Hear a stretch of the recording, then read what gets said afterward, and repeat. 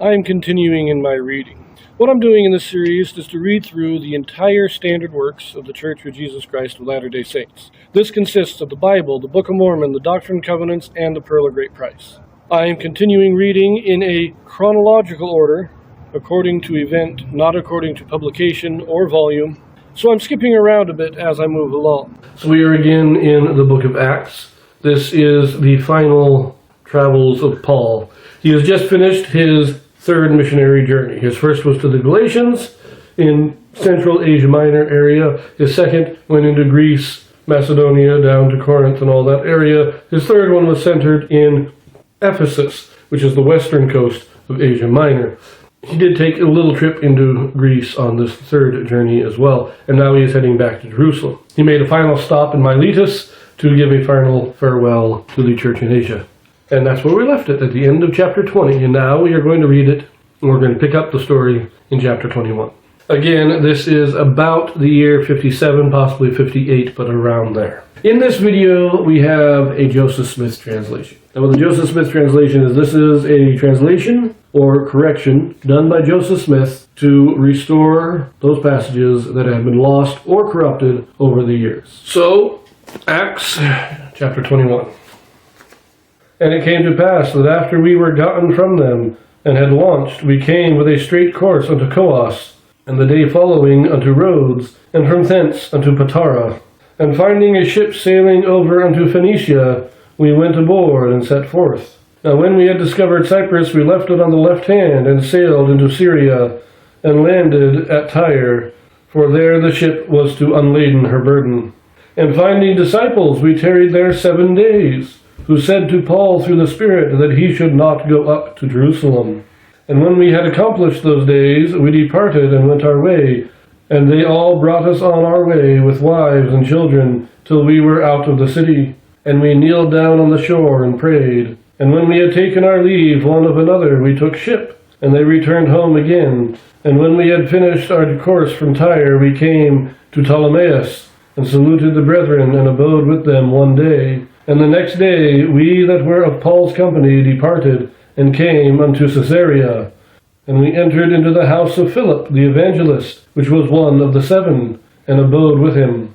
And the same man had 4 daughters, virgins, which did prophesy. And as we tarried there many days, there came down from Judea a certain prophet named Agabus.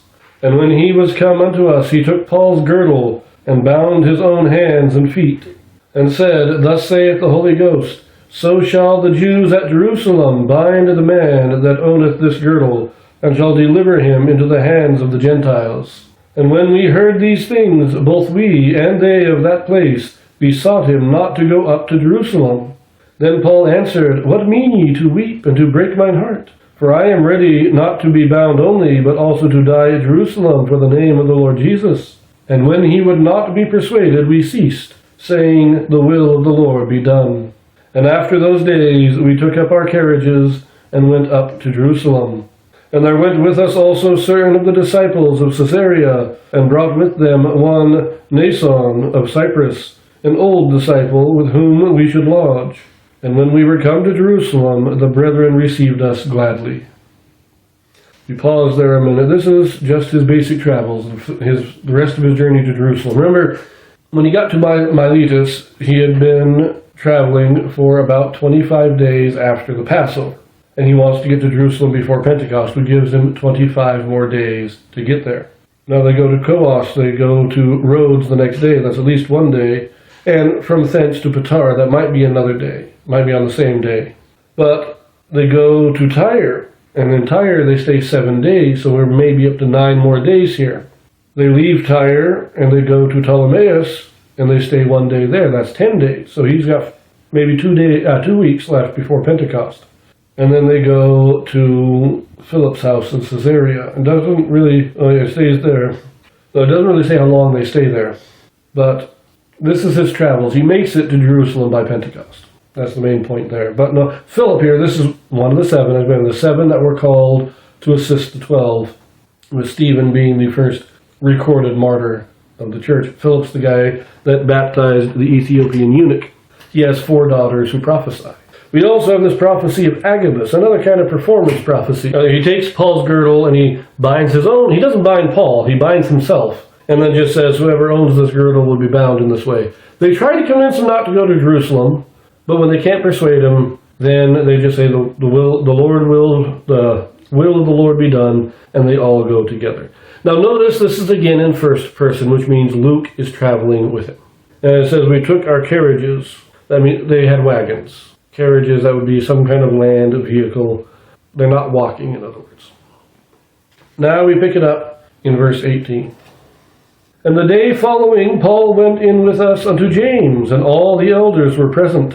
And when he had saluted them, he declared particularly what things God had wrought among the Gentiles by his ministry.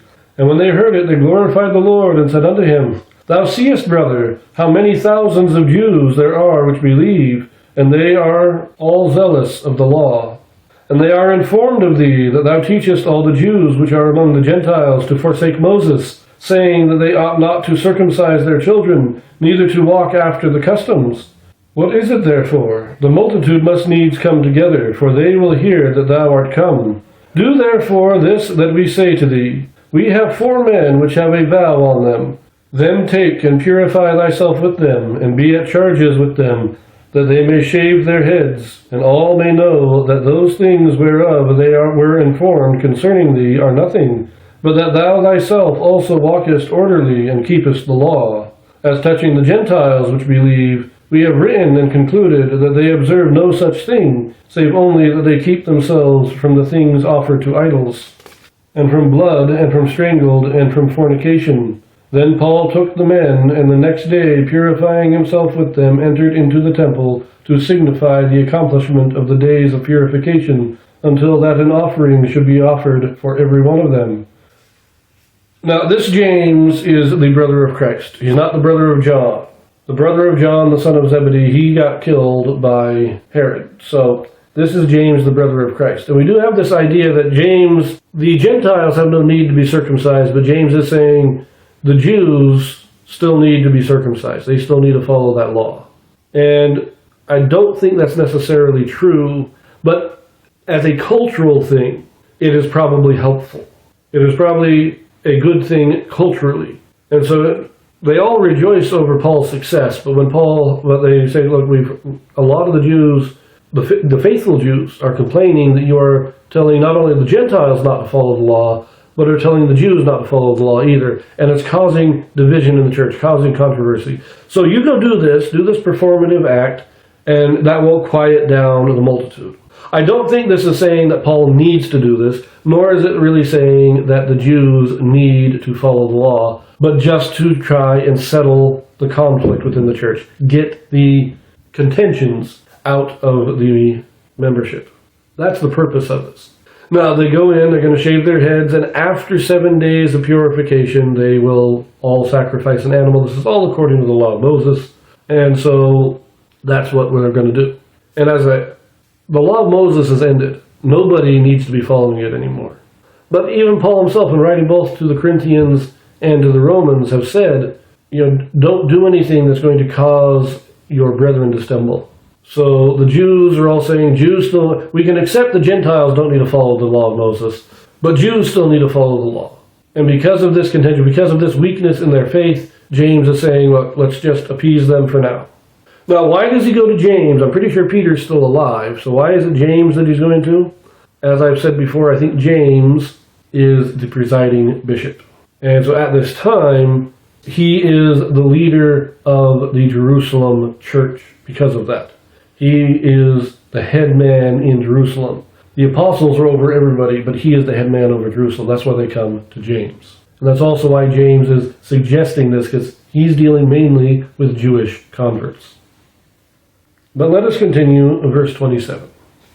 And when the 7 days were almost ended, the Jews which were of Asia, when they saw him in the temple, stirred up all the people and laid hands on him, crying out, Men of Israel, help! This is the man that teacheth all men everywhere against the people and the law and this place, and further brought Greeks also into the temple, and hath polluted this holy place. For they had seen before with him in the city Trophimus, an Ephesian, whom they supposed that Paul had brought into the temple. And all the city was moved, and the people ran together, and they took Paul and drew him out of the temple, and forthwith the doors were shut. And as they went about to kill him, tidings came unto the chief captain of the band, that all Jerusalem was in an uproar, who immediately took soldiers and centurions, and ran down unto them. And when they saw the chief captain and the soldiers, they left beating of Paul. Then the chief captain came near, and took him, and commanded him to be bound with 2 chains, and demanded who he was, and what he had done. And some cried one thing, some another among the multitude. And when he could not know the certainty for the tumult, he commanded him to be carried into the castle. And when he came upon the stairs, so it was, that he was borne of the soldiers for the violence of the people. For the multitude of the people followed after, crying, Away with him! And as Paul was to be led into the castle, he said unto the chief captain, May I speak unto thee? Who said, Canst thou speak Greek?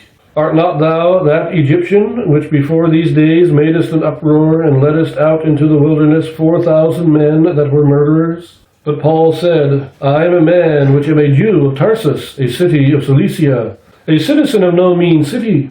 And I beseech thee, suffer me to speak unto the people. And when he had given him license, Paul stood on the stairs, and beckoned with the hand unto the people.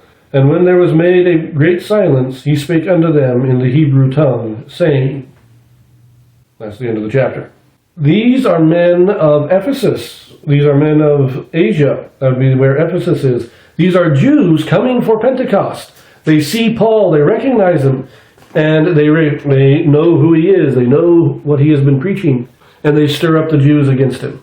So he's been preaching people against the Jews, against the law of Moses, and against the temple. Of course, he's telling people not to follow the law of Moses, but he's not preaching against the Jews, nor is he preaching against the temple. They also accuse him of bringing Greeks into the temple, which he didn't, but they do see a man of Ephesus who is a known companion of Paul there in Jerusalem. And since Paul is in the temple, when they spot him and drag him out, they assume that his friend from Ephesus is also in the temple, and that's the reason for that accusation.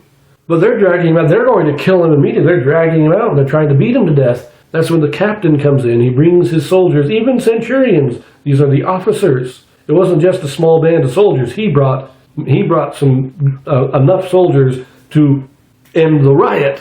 He was breaking up a riot here. And he gets him. He can't figure out what's going on, so he takes him to prison. That's what the castle is. That'll be the prison.